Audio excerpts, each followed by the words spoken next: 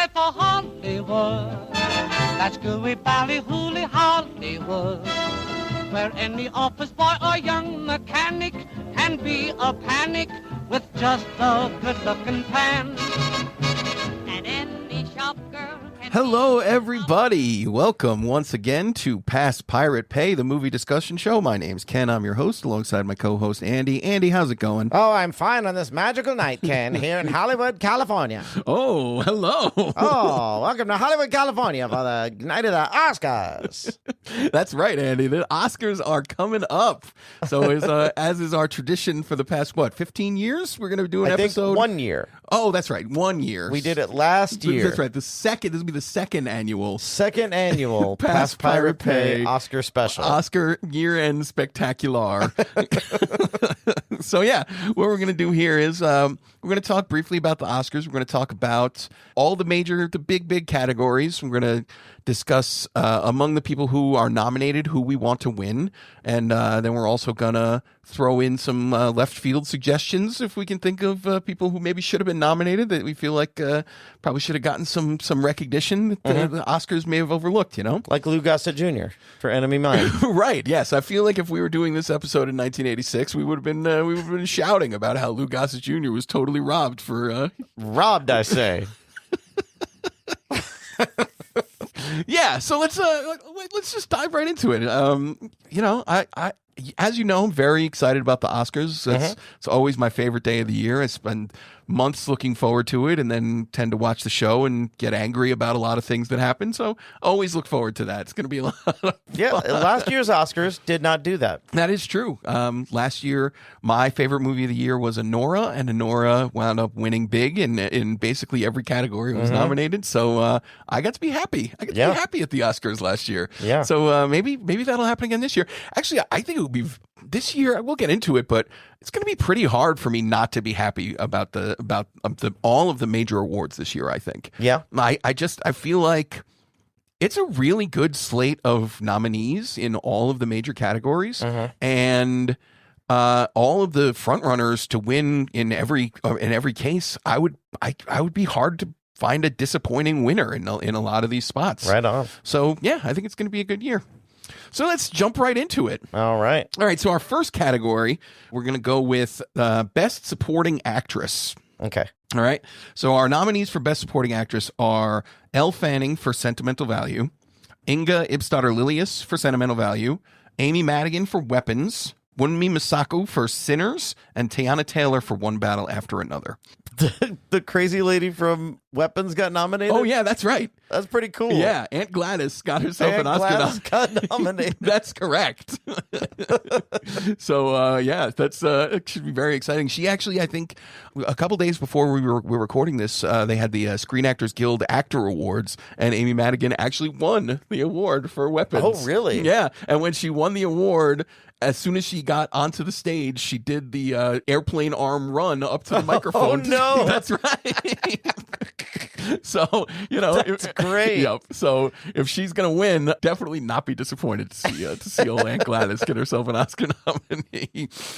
Among those five, who do you think your favorite is? What is your choice? Well, I never saw Sentimental Journey or whatever. Sentimental Value. Yeah. I never saw that. Okay. Sentimental Value. I really enjoyed it. Yeah. Yeah. That's really so good. I don't know anything about that. So Aunt Gladys has my vote for sure. All right. My vote, the one who I want to win is Teyana Taylor for One Battle After Another. She plays Perfidia Beverly Hills. Okay, yeah. I think she is absolutely fantastic. This is a good movie for you, right? Big movie for me. Yeah. Big. You're going to hear me talk about this movie quite a bit. Okay. This is a big one for me. But yeah, so I would like her to win, but if any of these five women win, I'm not going to be disappointed. I think all five of these performances are really good. Like I said, Teyana Taylor is my choice, but really anything is going to be good. So my snub, the one that I thought that would have made me the happiest if this person could have gotten in, is an actress. Her name's Mariam Ashfari from It Was Just an Accident. Did you see? You didn't see it. I didn't. This is the Iranian movie. It's Iranian, right? yeah. Or Really? technically French. Yes, it is the France's entry into the Academy Awards international feature this year. But I've been meaning to watch it. Sounds good. It's really good. I really, really enjoy it. And this woman, Mariam Ashfari, gives the best performance of the movie, and it's just she's so good. She basically ends the movie and like leaves everything she has out on the screen. It's just really fantastic. So yeah, that's my pick. If she if we had a perfect world, if we had a sixth nominee, that's who I would want to get in there. Okay. All right. So next up, we've got Best Supporting Actor. And our nominees this time are Benicio del Toro for One Battle After Another, Jacob Elordi for Frankenstein, Delroy Lindo for Sinners, Sean Penn for One Battle After Another, and Stellan Skarsgård for Sentimental Value. Okay. So, what you got on that one? I'm just going to go with my heart on all these. Yeah, that's what we're here for. And my heart wants Delroy Lindo to get it. I am also picking Delroy Lindo as who I want to win. He's been in the trenches of acting for so long. Yep. And this role was so juicy and good. He is my favorite part of Sinners. His performance is my favorite acting thing in Sinners. I think he's really, really good in it. I love him in it. Yeah, and he's good in everything. Yeah, he's good in everything he's in. Yeah, but he's never had an Oscar role. Right, he's been great for 40 years. I didn't think this was going to be an Oscar role. I couldn't believe it when he got nominated. I was shocked and so happy that it happened. Yeah. I mean, if we're splitting hairs, like technically, I love what Sean Penn did in One Battle After Another. Yeah. He's so good, but like Sean Penn he's already got 2 Oscars. Yeah, just like it's fine. He'll be fine. Let's give Delroy Lindo. He's never even been nominated before. Really? I'm pretty sure he's never gotten a nomination. Not even for Four Bloods. I know Four Bloods had a few things. I would have killed for him to be nominated. It's the Five Bloods. Oh, Five Bloods. He's so great in that movie. Yeah, that was a good movie. He's so great. Yeah, as the crazy MAGA a Vietnam vet, like just insane. I love him in that movie. But yeah, he didn't even get nominated for that. So yeah, let's give Delroy a win here. He's got to be. Yeah, for sure. For this one, my snub, which is just baffling to me, is Paul Mescal for Hamlet as William Shakespeare. Oh, okay. Like he was put in. I don't know.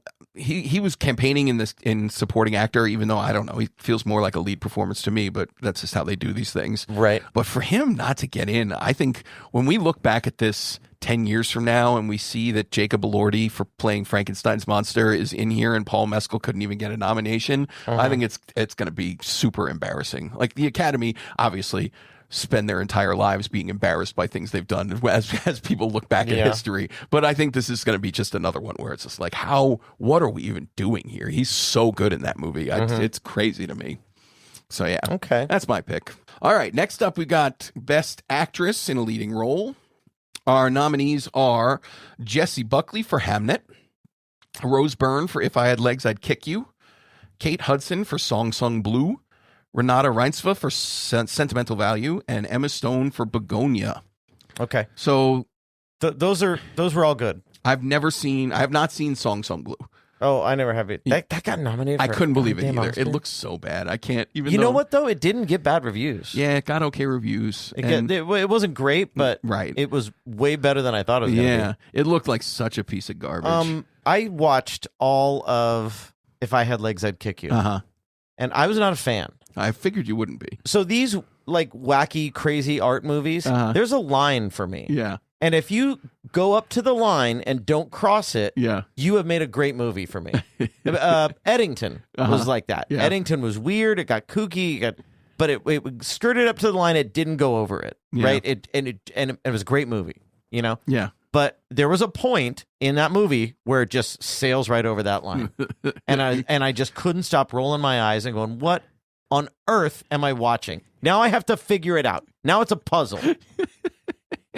See, I think you did it wrong. Because I love this movie. I love. I think it's really good, and I think Rose Byrne is fucking phenomenal. I in it. loved most of it, but I don't think it's a movie that you're meant to figure out. I think it's a movie that you're supposed to.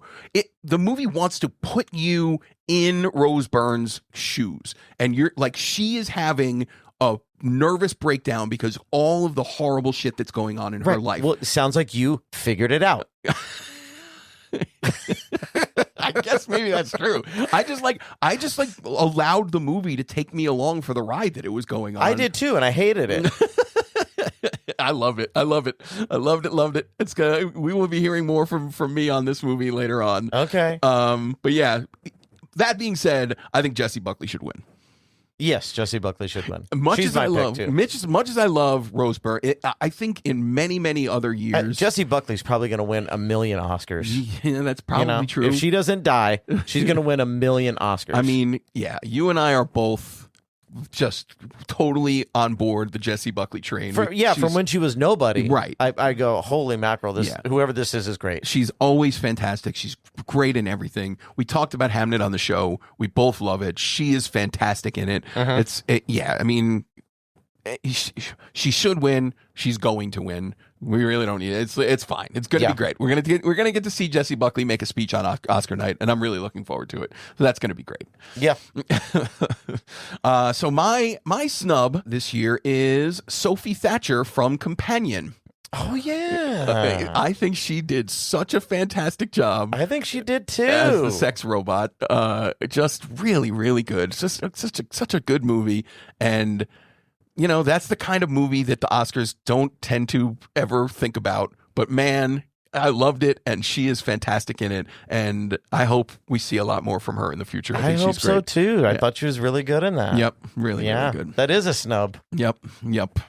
So yeah, we couldn't sneak her in there for Kate Hudson in the Neil Diamond movie. Come on, what are we doing, people? Definitely. What are we doing, people? Definitely. But we haven't seen that movie. That's true. We haven't seen it, so we don't know. That is fair. Kate Hudson might have done a wonderful job, but we don't know. Yeah. All right, you make a fair point. All right, next up we've got Best Actor, and our nominees are Timothée Chalamet for Marty Supreme, Leonardo DiCaprio for One Battle After Another, Ethan Hawke for Blue Moon, Michael B. Jordan from Sinners, and Wagner Moura for The Secret Agent. Okay. I like every one of these performances. Yeah. I think they're all good. So you were a fan of Marty Supreme? We didn't talk about that. Yeah, I like Marty Supreme quite a bit. It finished just outside my top 10 for the year, but I think it's really good. And Chalamet, he's not my guy. We've talked about this on the show. We talked about it when we did the Dylan movie. He's not my guy, but I think he is good, and he's very good. He was very good in the Dylan movie, and he's very good in this. I don't think he's great. He's also really young. He is really young. He is young. So I don't know. I'm not going to be disappointed if he wins this year. He's certainly not my pick. I'm not rooting for him to win. But if he wins, I'm not going to be disappointed. None of these wins would be disappointing. Who are you rooting for? I'm rooting for Leo. Give it to Leo. Leo? Come on, man. Man, we talked about it. We did One Battle After Another on the show. I'm going to talk about it a lot more here. I don't think Leo is giving the best performance in the movie. He's not even in the top 3. But among these five actor nominees, I love it. I love what he's doing here. Okay. I love his whole fried stoner idiot persona in this movie. It's just so good. So the thing I loved about One Battle After Another, I don't know if we should talk about it here, but we're gonna. Yeah. One Battle After Another, I think, and I've been thinking about this for a while. One Battle After Another takes two modern, diametrically opposed political views, to their extremes, but that's not the story they're telling. Right. Yeah. That's a backdrop for the story. They're not being preachy about these political extremes. Yeah. They're just using that as a propellant for the story. And I thought that was so brilliant. Yeah. It's to really not good. get preachy about it. It's to so be funny. silly about both sides. And tell this story in the middle, It is really funny. And because this movie's really funny. It's a really, really funny movie. And the comedic performance is being given, like you said, on one end by Sean Penn as the thoroughly ridiculous bad guy, and on the other end is by Leo as the thoroughly useless but good-hearted activist, whatever. Yeah, it's so funny. But yeah, you're right. It's like Paul Thomas Anderson, I think, has gotten a little flack on the award circuit by refusing to be dragged into the political discourse on this one. No, that was the brilliance of it. But yeah, because it's like he has made this overtly political film, but it's also, you're right, it's just like we're not preaching at you. This is just a movie. We're having fun here. Yeah. And I mean, I've seen this movie 4 times already, even though it's almost 3 hours long. It's so relentlessly watchable. It's so much fun. It's just great. It's great. And Leo is that guy for me. But, that being said, if like Leo, he's already got one. If Michael B. Jordan wins for Sinners, I think that would be cool. If Timmy wins, that's good too. It's just this is it's a good year. Ethan Hawke doesn't have an Oscar. Blue Moon is a good movie, and he's really good in it. If he wins, that'd be great too. That's weird that Ethan Hawke doesn't have an Oscar, right? It's really strange, but yeah, he's taken a lot of weird big swings lately, and that I love. Yeah. He's great. He's definitely great. I'm excited just whatever he's doing. Yeah, he's fantastic. So yeah, I don't think he's got a shot in hell of winning, but I'm glad that he gets to be in this group and raise his profile or whatever. So maybe the next weird thing he decides to do, maybe he'll get a little more chance to win. Yeah. So yeah, that's my pick. Leo, what do you got? I like Michael B. Jordan. Okay. He played twins. He played them well. Yeah. Like never in that. I believed that they were twins. Yeah. That entire movie. Right. When they were doing scenes together, I believed that they were twins. Yeah. So it was just a technical marvel and an acting marvel, married together. I think the best thing about that performance to me is that, just from a technique of being an actor, pretty much all of the scenes in that movie are him acting against no one because the scene partner is himself. Right. Well, they had a stand-in. Right, exactly. But he's just got to be doing all of this acting against a stand-in who's not giving the same performance that he is. You know what I mean? So I just think that that raises the difficulty level up a notch. And I just think, I would be very happy if Michael B. Jordan wins. Yeah, I like Michael B. Jordan for it. Yeah, that's cool. All right, my snub this year is Josh O'Connor in Wake Up Dead Man, the third Knives Out movie. I don't think I saw that one. Oh, you didn't see it? No. Do you like the Knives Out movies? I liked. Did I see both of them? I might have only seen the first one. Oh, really? Yeah. Oh, let's see. I think the Knives Out movies are a lot of fun. This most recent one is definitely my favorite of the 3. Mm-hmm. And the reason is because of Josh O'Connor. The Knives Out movies have this pattern. I guess I'm going to talk about this a little later, but where it's rat-a-tat, snappy dialogue and a fun mystery to solve, and people and there's some political, social commentary thrown in, and it's just a good time, right? Yeah. But this movie actually has heart and a real sense of a person at the center of it, and that is all thanks to Josh O'Connor, who is an actor I have almost no experience with before this, and he is so great in this movie. Mm-hmm. He's fantastic, and love it. So yeah, that's that one. All right, on to the big 2, best director now. Okay, our nominees are Chloe Zhao for Hamnet, Josh Safdie for Marty Supreme, Paul Thomas Anderson for One Battle After Another, Joachim Trier for Sentimental Value, and Ryan Coogler for Sinners. And no surprise for me, I'm picking Paul Thomas Anderson. Paul Thomas Anderson does not have an Oscar. What? That's a world we live in.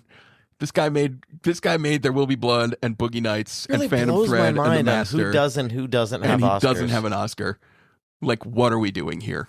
This is ridiculous. Yeah, it's about time for old PTA to get one. Give PTA an Oscar. This is ridiculous that he doesn't have one. So that's what I got. Okay, I'm with you. Okay. But I wouldn't mind seeing almost all those other movies get it. Sentimental Value. Sentimental Value, yeah. I haven't seen that. I don't know. But if it's in this crop, I'm sure it's great. Yeah. Well, yeah, we did a Joachim Trier movie not too long ago on the show. It was Thelma, not the old lady Thelma, the telekinetic teenage girl. Oh, that's the same guy. Same director, yeah. Oh, okay. And so he's really good, and Sentimental Value is really good. So, yeah, he would be great. My snub in this category is Park Chan-wook for No Other Choice. Oh, yeah. Which no Oscar nominations for No Other Choice. It's very very strange to me. It was a little bit out there. It is. A little more out there than Parasite was. Sure, but not even to get into best foreign international feature or whatever. It seems it definitely should have gotten there. Seems really off to me. It seems very strange. Park Chan-wook, None of his movies have ever gotten an Oscar nomination. He did Old Boy. He did. Oh, I thought he did Parasite. No, he's the other one. Oh, okay. Yeah. So yeah, he's never. I don't know. He's just not speaking Oscars language. Yeah, he might be a little in that Hitchcock realm. Yeah. Just a little too out there for Oscar audiences, but still making really groundbreaking, awesome, crazy stuff. Yeah. Yeah. I remember the first time I saw Old Boy, man. That blew my mind. It's so good. Blew my mind. Yep. He's fantastic. What a crazy movie. Yep. Absolutely.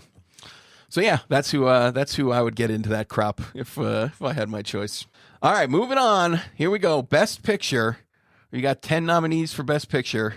They are Begonia, F1, Frankenstein, Hamnet, Marty Supreme, One Battle After Another, The Secret Agent, Sentimental Value, Sinners, and Train Dreams. Okay, I'm glad Train Dreams is there. Train Dreams, very solid pick. Yeah. I was happy to see it get into the top 10 there. Frankenstein. So I have not seen F1. I've seen the other 9. I haven't seen F1. I'm sure it's fine. I saw a trailer for that movie and I was like, I know what this is. It's not something I'm interested in. It's Top Gun in cars. Yeah, I'm just not going to be interested. It's going to be whatever. So of the movies I've seen, Frankenstein is the only one I don't really like. Yeah, and that's really disappointing because I love Guillermo del Toro. Yeah. I love Frankenstein. Yeah. I love everything about like the whole myth of Frankenstein and all the offshoots and weird things and right. And this was just so down the middle. Yeah.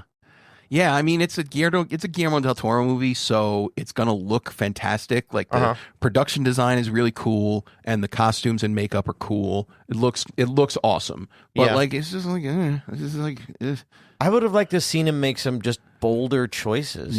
Just like go real crazy, or real heartfelt, or just something. It just felt a little like I'm telling the Frankenstein story. Yeah. Yeah, I was not into it at all. Whatever. The Secret Agent, I know you weren't crazy about it. It's very turned slow. it off. Yeah. I turned it off about like an hour in. Yeah. I think it's just too boring. I think it's after Frankenstein and F1, I think that's my bottom of these picks. It's just I think it's good. I really liked it, but it's kind of shaggy. It's kind of all over the place. There's a lot of stuff going on where there's a story in the middle and there's all this side stuff happening that is like creating color. It's like filling in the background to filling in a complete picture of what this life at this time in Brazil was supposed to be like. Yeah. But like I would have appreciated some more focus in this one. I think that's just where I'm at on it. Yeah. So yeah, I don't know. Begonia, I like. It's you're really really out on the ending of Begonia, right? No, I like Begonia. Yeah, but I thought you were the ending. I would have rather ended differently. Yeah, right. I really like Begonia. Emma Stone is always awesome. Yorgos Lanthimos. Yeah, I like Begonia up until the ending, and I didn't hate the ending. I just didn't love it. Yeah, but yeah, Sinners is really good. Sinner, it's because I really like One Battle After Another. Like One Battle After Another is the only movie out of all of those that stuck with me afterwards. Right. Yep. That I thought about afterwards. Yeah. That I developed opinions and thoughts and things. I thought about that afterwards. Yeah. That's a great movie. Yep. Yeah. It's weird because I really like 7 of these 10 movies. But One Battle After Another is the only one of them that's in my top 10 list for the year. So, oh wow, really? Yeah. Oh, that's the only one that made it. Only I'm Best curious Picture. now to what that list is. Yeah, I went out there a little bit. Yeah, I did too a little bit. So yeah, my pick is One Battle After Another. Okay, I think I'm gonna go with that. It's either that or Sinners for me. And my snub it's both. It was just an accident and no other choice. Like, okay, it was just an accident. I think he got a screenwriting nomination, and it's up for Best International Feature. No Other Choice, not featured anywhere. I think these 2 movies are fantastic, and I would love to have seen them recognized here. So that's my snub. Okay. All right, so let's get into it. All right. Do we want to go like one for one like we did last time? Yeah, let's do that. So you do your 10th, and then I'll do my 10th, and we go from there. Okay. So my 10th, I don't know if you even saw this one. Okay. But I was very surprised by it and really liked it. Predator Badlands. I did not see it. Is that the one with Elle Fanning? Yeah. Okay. She plays like this weird robot that he packs around. Yeah. And that is what makes the whole movie different. Is that character is what makes the whole movie like fun and cool, and the visual effects are fantastic. Okay. Like incredibly fantastic. And it's just a fun Predator movie. Like when we saw Prey. You saw Prey, right? No. Oh, you didn't see Prey? I've never seen a single Predator movie. Holy shit. I know. I missed. It's a really fun concept. I missed the two early ones in the 80s, and then I just never decided to go back. Okay, so Predator is this like hunter alien, right? Yep. And he comes down to the planet and he hunts whatever's on the planet. Okay. But he's an alien and he's older than us. So now they're setting it in different times. Yeah. So Prey is set in like Native American time. I heard Prey was awesome. Prey was super awesome. Yeah. Because now they have to fight the Predator with the current weapons, and the Predator still has the awesome weapons, right? He's had these cool weapons the whole time. Right. So this one takes place in the far future. Okay. And there's like a evil corporation by humans run taking over this planet. Okay. And the Predator comes to hunt a different animal on the planet, and they're just colliding. Huh. And she's like a robot. Yeah. So there's like, she's only have the top half of her through most of it. Yeah. And it's just like, and now I want to see Predator in like all different kinds. I want to see Predator in feudal Japan. I want to see Predator in World War II. Like, I want to see Predator in the Old West. I want to see Predator in the Wild West. Nice. I want to see Predator in everything. Predator movies come out forever, like James Bond movies. Predator versus Jesus. Sure. Yeah. Sure. It's going to be a lot of rock throwing, but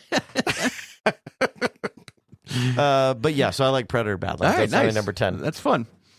All right, my number 10 is Materialists. This is the second movie by Celine Song, who did your favorite movie, Past Lives. Oh. I didn't like Past Lives. I didn't hate Past Lives. So, just to be clear. But Materialists, this movie, I'm really surprised it didn't do better. I'm really surprised more people aren't talking about it. I'm surprised it didn't make more money. I'm surprised it's not getting any kind of awards talk. It just kind of came and went and vanished. This is Pedro Pascal? Yeah, Pedro Pascal and Dakota Johnson and Chris Evans. I didn't see it. What is the premise? So Dakota Johnson plays this woman who works as a matchmaker and like a high income matchmaking service. Okay. So she's like finding these wealthy people and like setting them up with these people that she feels like they would be ideally suited for. Okay. And so she meets Pedro Pascal, who is this really rich dude who looks like Pedro Pascal, and she's like, whoa, if you sign up with my service, I can find you any number of women. There's no problem. You'd be the number one person I could ever get. But then they start dating. And Chris Evans is her former boyfriend, who's like a out of work actor, caterer, dirtbag kind of sort of thing. Okay. So it's like she's torn between this really rich guy who she doesn't really care about and this guy that she loves who has no money. So she has to like determine whether she's basically, when we meet her in the movie, she's decided that money is the thing that matters in the world. Yeah. So that's why she's cast Chris Evans aside. But like, this movie sounds dumb as shit. I guess I'm not describing it really well. But it's really great. It's got a great soundtrack. It's really funny. And so it's a romantic comedy? Like it is. Yeah. It's basically, it's a romantic comedy drama. And these are three actors. Like Pedro Pascal is fine. He's everywhere. I'm kind of fatigued with his persona.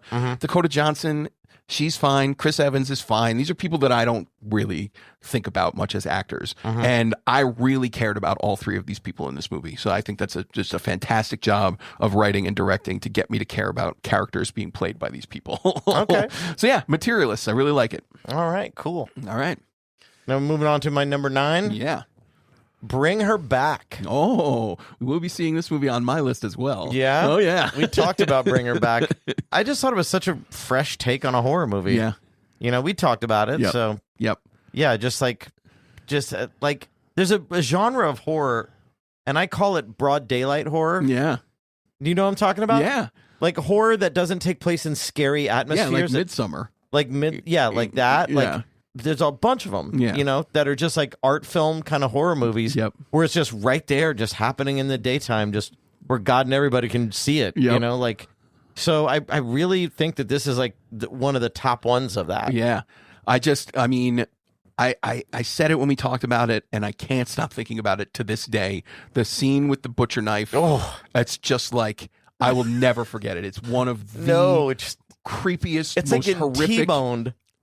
Just bam. It's so horrific to watch. I just don't even understand how they thought of doing this, and then to put the prosthetics that you need to make this happen. It's so gross. It's so amazing. Yeah. I love this movie. Yeah, this one's number 7 for me. I have this. This is number 7 on my list. Yeah, bring her back. Way good. All right, my number 9 is Little Amelie, or The Character of Rain. No, I don't know what the fuck that is. This is an animated movie. This one I gotta thank the Oscars for, because I was looking at movies that are nominated for Oscars. It's nominated for Best Animated Feature this year. Okay. This is a Belgian movie. It's in French. It's about a family that moves to Japan just after World War II. Okay. And so obviously the people there are not so thrilled to have these white people living in their community. Because French was part of the Allies, right? Yeah, exactly. Okay. So they're kind of responsible for, the most horrific thing that ever happened in the history of Japan. Adjacently responsible. Well, yeah. But hey, they're white people. That's where the white people from. But yeah, so the family has a little girl, and when she's born, she is basically mostly stillborn, and she doesn't speak or basically interact with anyone for like the first 2 years of her life, and then she gets a taste of chocolate, and it like wakes her up, and she becomes this like super precocious little child. And it's just a really beautifully made movie. It does the best thing that animation can do, where it's like you create a world that is totally unrealistic looking, but still makes you understand. It makes you think about how beautiful our actual world is. And it's just, it's such a gorgeously made movie. And you see the whole thing through the eyes of this little girl just running amok in Japan. And it's just a really sweet and really excellent movie. I really like it. It looks fantastic. I'll have to watch it. It sounds good. Yeah, I really like it. And it's really short too, so yeah, you can get through it right away. But yeah, I really liked it. Of the animated movies I saw this year, this is definitely my favorite one. I thought it's really. I mean, there was some decent animated movies. Yeah, this year. For sure. I mean, we talked about K-pop Demon Hunters, and that's a good one. That darn near made my list, but it didn't. But yeah, so Little Amelie, I really highly recommend it. It's really good. All right. For my number 8, I have Weapons. Weapons. All right. Yeah, well, it had to be on there somewhere. I just didn't know where, but Weapons is number 8 for sure. Nice. Weapons was so much fun. Yeah, we talked about Weapons on the show. I really like Weapons. Didn't quite make my list, but certainly a movie I really enjoyed.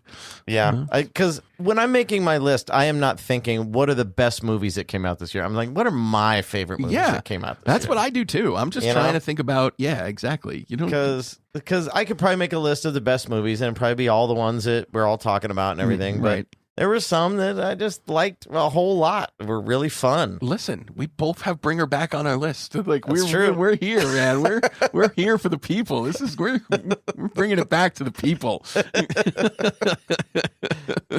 All right, so yeah, Weapons was my number 8. All right, my number 8 is If I Had Legs, I'd Kick You. Yeah, it's just like I said, it is such a prolonged freak out of a movie where it's just that's a great description. I was absolutely like on the edge of my seat for the entire movie. I was just like, the movie did such a great job of putting me in Rose Byrne's shoes, where it's just like, and she is losing her mind because of all of these horrible, just like minor inconveniences that are just adding up and adding up and adding up. And it's just like, things are just getting worse and worse and worse for her. And it's just like, I was like, oh my God. When the movie ended, I was like, I should call my mom. like it's just like, oh man, motherhood can be a real bitch sometimes. It seems like that's the point of this movie. And it's got Conan O'Brien in it. How can you go wrong? It does. Conan O'Brien was fun in it. So yeah, that's my number 8. Okay. My number 7 is Hamnet. Hamnet, nice. It should have been on there, Yeah. I got Hamnet. I had Hamnet as number 11. It was my final. Hamnet didn't make your list. No, huh? it was my final cut. Oh, wow. Yeah. I'm way too much of a Shakespeare fan to leave that off. In fact, it's not the only Shakespeare movie on this list. All right. Nice. Okay. Yeah, my number 7, Bring Her Back. All right. Yeah. Broad daylight horror, man. Creepy The king of broad daylight horror. Creepy kids forever.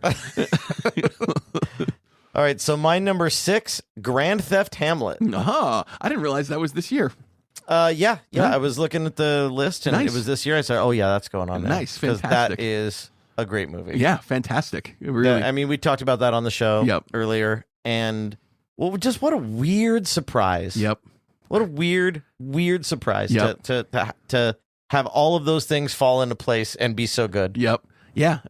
I love that movie too. When you described it to me, I had no idea what I was going to be getting into. I certainly did not expect for it to be. Well, I expected something. Yeah. I expected like them acting out Hamlet in Grand Theft Auto, and that didn't sound good. Yeah, exactly. That didn't sound like something I wanted to watch. Right. But then I saw how great the reviews were, and I'm like, something's here. Yeah.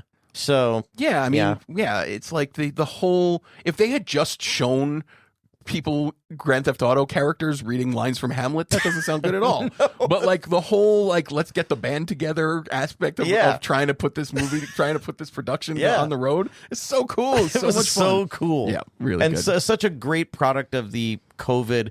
And we're probably going to see more of that as time goes on. Yep. Like movies that take place during COVID but this actually happened during COVID. Yeah. So yeah. So I just dug it. Very cool. Good pick. All right, my number 6 is Wake Up Dead Man, a Knives Out mystery. Okay. So that made your top 10 list, the Knives Out movie. I was really shocked. I was really, really surprised by how much I liked it. Knives Out movies, you're going to have a great cast. The cast of this movie is awesome. It's like Josh Brolin and Glenn Close and so many people I can't even remember. It's everybody in it is fantastic. And then you just have this character. It takes place in a church, and the character of the priest, played by Josh O'Connor, he grounds the movie. So much heart in the movie, where it's just like, holy shit, I'm watching this goofy ass Knives Out mystery movie, and I'm actually feeling stuff. I couldn't have. It's so unexpected to me. I can't recommend this movie. I'll watch all the Knives Out movies. Like, I watched the first one, and I'm like, this is a well done mystery. Yeah, but it wasn't doing anything new, right? You know, like this is just a mystery movie. Yeah. Like, the thing is, like, I really like Rian Johnson as a writer-director. He did Brick and Looper. I don't know if you saw those. I did see both those. Yeah, and I really love both those movies. And then he did the least terrible of the third Star Wars trilogy, The Last Jedi. Is that the one? Yeah, the second one, the eighth one. Yeah. Which is fine, but, whatever. He did the best he could, I think. Yeah. But now he's just making these Knives Out movies, and it's like, I love these movies. I will watch as many of them as he wants to make, but I wish he would do other stuff too, because I think he's really talented. Have you heard of the campaign to do a Knives Out movie with Daniel Craig and all Muppets? No, but I would watch the absolute shit out of that. I think that sounds like a great idea. Sounds like a great, and you should have Rian Johnson do it too. Oh man, I'm in. Count me in. Let's make it tomorrow. Muppet Knives Out.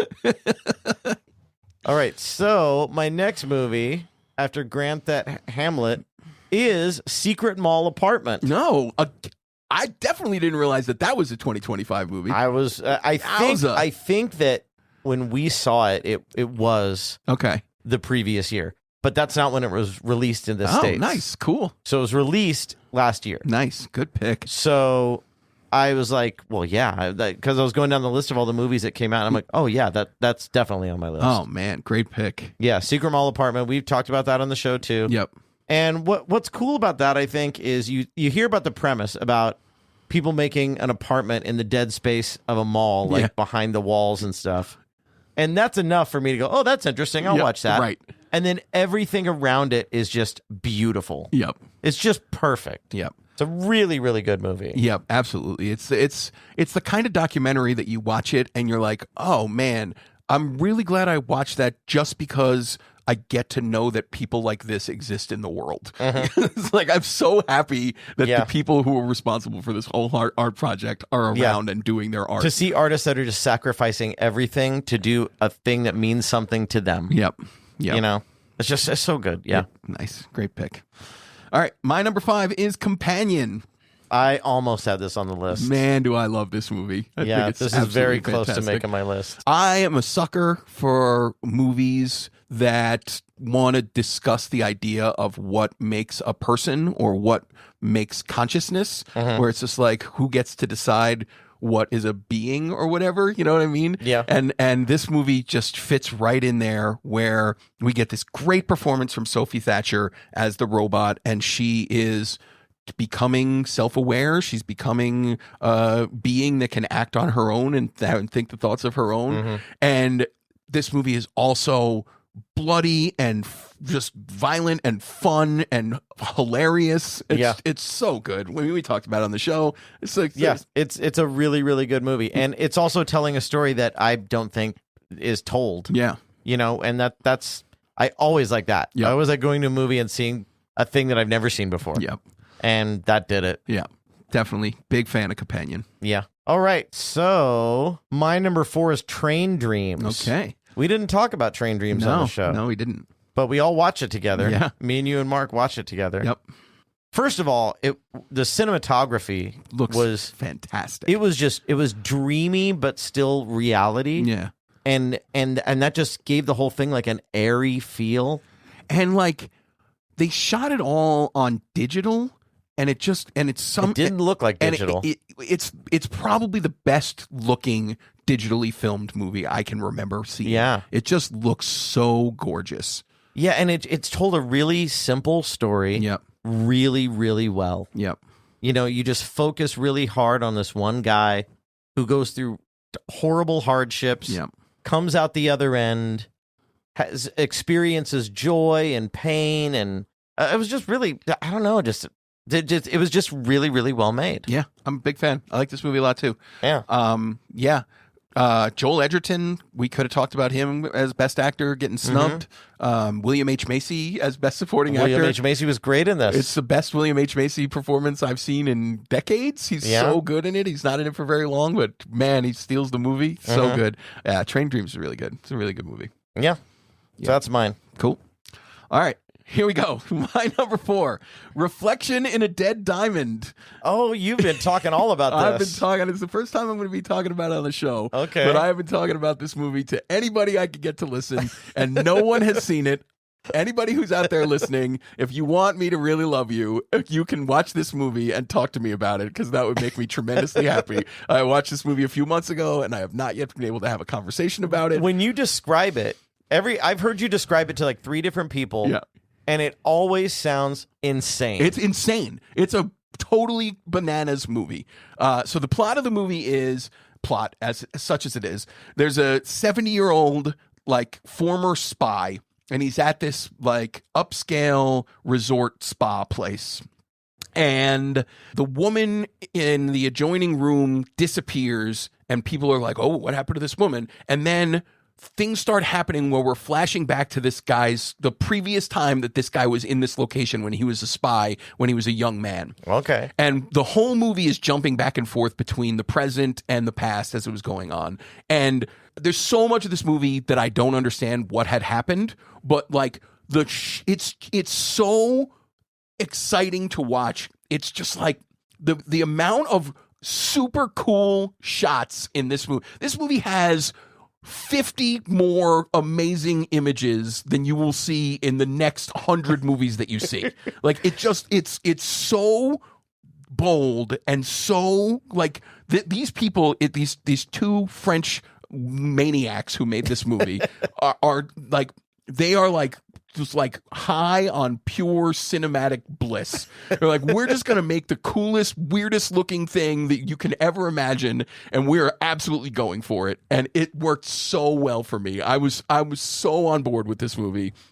Wow. It's like James Bond meets Eraserhead. It's like like it's fucking nuts. That sounds like fun. It's so great. I have to watch that. Yeah, I'll watch that. I would love anybody to see this movie. What, Reflections of a Dead Diamond? Reflection in a Dead Diamond. Oh, man. Yeah. The only... The only person in this movie that you will have ever heard of is the woman who played Bruce Willis's girlfriend in Pulp Fiction. She is in this movie. Zed's dead, baby. Yeah, exactly. So now I have seen this woman in 2 movies, and she might be the greatest actor of all time because her 2 movies are Pulp Fiction and Reflection in a Dead Diamond, and they're both fantastic. She's like a John Cazale. Yeah, exactly. So yeah, I love this movie. I will be watching it again sometime soon, very soon, because I would love to try to make more sense of it, and just because I want to jump back into this world. It's so great. All right, so now we're in the top 3. Yep. My number 3 is Eddington. Okay. Eddington didn't make my list. Yeah? I think this is a really good year for movies. There's so many movies that didn't make my list that I really, really like. I really like Eddington. I think it's really good. Yeah, I thought Eddington was a lot like One Battle After Another. I agree. I think they're but I think it was more things. It was more preachy. Yeah. It was a little more preachy. Yeah. It was a little more it took a side. Yeah, and Eddington also is way more nihilistic. Like One Battle After Another is kind of hopeful. There's no hope in Eddington. No. Eddington is very, very much, no. we are all Everybody doomed. loses. Yeah, we are doomed as a society. That's the message of Eddington. Which it's kind of like the spiritual successor to One Battle After Another, or the precursor, I guess. It's the opposite end of it, you know? Yep. But I felt a lot of similarities between those I'm two with movies. you. They are definitely 2 movies that seem like they're in conversation with each other. Yep. So, yeah, Eddington's my number 3. Nice. Love Eddington. All right, my number 3 is It Was Just an Accident. Oh, yeah, we talked about this earlier. Yeah, so this is Jafar Panahi is the director of the movie, and he has been imprisoned in Iran for making movies. And he was actually just John like Stewart, you're not talking about the movie. You're talking about this actually happened. The real life. The director of this movie was imprisoned in Iran for making movies. He was actually just on the Daily Show with Jon Stewart. Jon Stewart just interviewed him. Yeah, and he. John asked him what he's going to be doing after the Oscars are over, and he's like, I'm going back to Iran. Like, and if he goes back to Iran, well, maybe not anymore if all the Ayatollahs are murdered by us. But if there's no regime change in Iran, there's a very real possibility that he's going to be put back into prison, probably for the rest of his life, just for making this movie. Holy moly! Yeah, but like, even not knowing that, this movie is amazing. So it's a story of, there's a guy who was in a prison in Iran, a state prison, where like kept in total isolation, and there was a guard who was like basically torturing him for all the time that he was there. And so now he's out in the world, and the guard had a leg brace that he used to walk, and so even though they never saw his face, the guy recognizes the sound of the leg brace, so he hears the sound and he's like, that's that fucking guy from the prison. So he abducts the guy, and then he starts getting a band of people, all of whom were put in the same prison camp, and they're driving around with this guy in the back of their van, trying to decide whether or not they're going to kill this guy, and what they're going to do. And like, the craziest thing about this movie is that it is fun. It's fun. It's fun. Yeah, it doesn't sound fun. It doesn't sound intense. I mean, there are parts of it that are super intense, but there are also parts of it where it's just like, these people are driving around in this shitty van, and they're all just yelling at each other, like trying to figure. The tone of the movie for what it's about is so lighthearted, and it's just like, who makes a movie like this? How do you make this movie and be this like lighthearted? That's a Hogan's Hero tap dance. It's crazy. And then like when when you finally get this like a huge emotional moment at the end of the movie, it hits so hard because of everything you go through to get there. It's such a great movie. I'm gonna watch that. I'm gonna watch that tonight. Yeah, it's really fucking good. I really like this movie. It's fantastic. Right on. Yeah, It Was Just an Accident. Everybody check it out.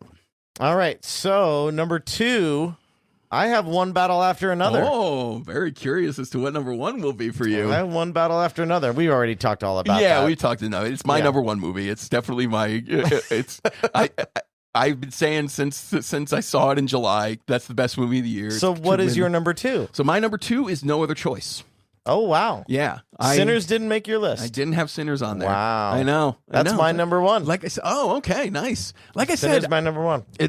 This is a really good year. There's so many movies on here that are just like, I didn't have room. As I was making my top 10 list, I was like, I can't believe I'm cutting this. I can't believe I'm cutting Sinners. I can't believe I'm cutting Eddington. I can't believe I'm cutting Hamnet. I can't believe I'm cutting Marty Supreme. Like, these are all really awesome movies. Yeah. And like 20, but that's our list, man. 28 years later, like these are really good movies. Really good. 28 years later, I forgot about that one. Yeah, just really that might have good. made my list if I remembered that. Yeah, the problem is the Bone Temple is better, so maybe you got to. You think Bone Temple's better? I like the Bone Temple better. I like the Jimmies and everything. So I kind of, they came out so close together. They're like the Lord of the Rings movies. I kind of just look at them as one thing.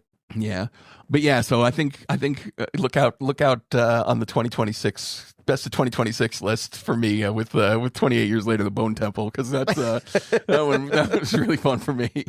But yeah, so No Other Choice. This is it's I thought this movie was so funny and so like timely, talking about just again it's a spiritual successor to Parasite, right? Where we're talking about the class warfare, and stuff like that, and where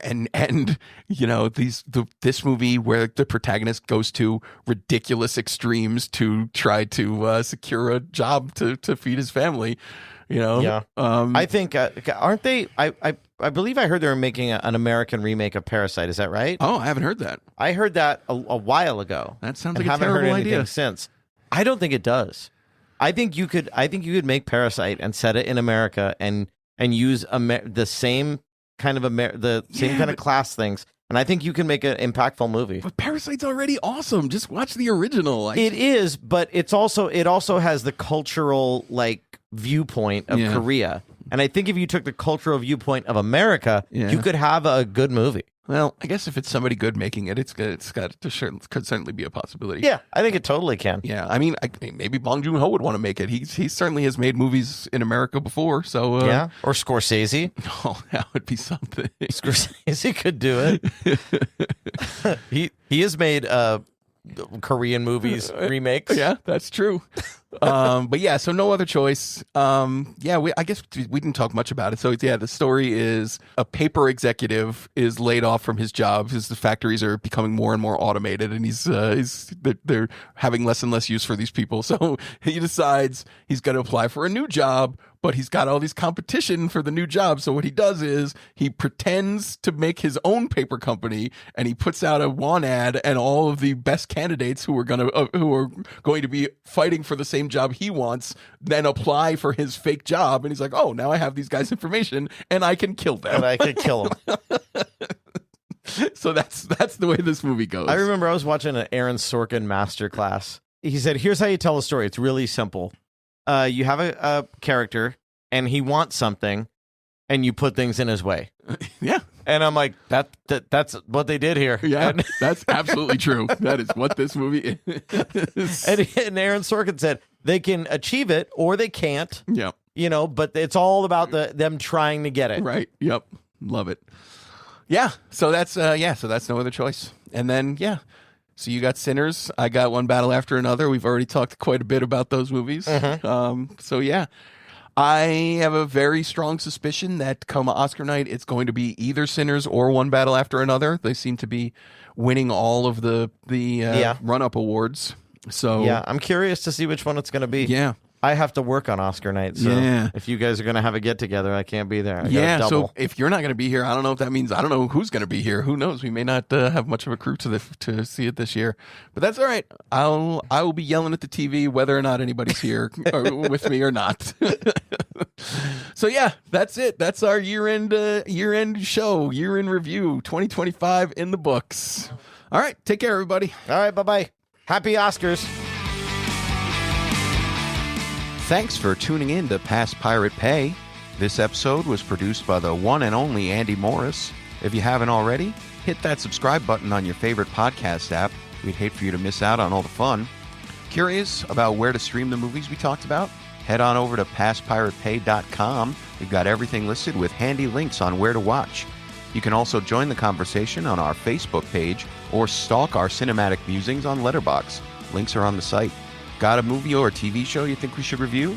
Fill out the contact form, or this is cool, you can even text us right through the episode player on our website's front page. Thanks again for hanging out with us. Until next time, keep watching, keep rating, and keep it past Pirate Pay.